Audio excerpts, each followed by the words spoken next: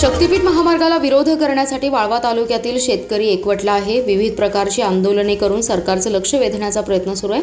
आज वाळवा तालुक्यातील कामेरी येथे शासनाचा निषेध म्हणून एक दिवसीय लाक्षणिक उपोषण करण्यात आले।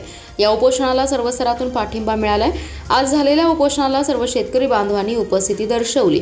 दिवसभर सर्व शेतकऱ्यांनी उपोषण करून शासनाचा निषेध केलाय। प्राध्यापक अनिल पाटील आणि माजी पंचायत समिती सदस्य छगन पाटील यांनी मुंडन करून निषेध नोंदवला। दुसरीकडे वाळवा तालुक्यातील बोरगावमध्ये ग्रामस्थांनी एक दिवसीय कडकडीत बंद पाळला। यामुळे गावातील सर्व व्यवहार ठप्प झाले। शक्तीपीठ महामार्ग हा आमच्या जीवावर उठलाय। आमची शेती ही आमच्यासाठी आई आहे। आमच्या कित्येक पिढ्या याच मातीतून अन्न पिकवून जगल्यात। ही जमीन आमच्या येणाऱ्या पिढ्यांचं भविष्य आहे आणि पुढच्या पिढीची शिदोरी आहे। दुष्काळासारख्या आसमानी संकटापुढे आम्ही कधी झुकलो नाही। मग शक्तीपीठाच्या आडाने आम्हाला भूमिहीन करणाऱ्या सुलतानी संकटापुढे आम्ही कसे झुकू?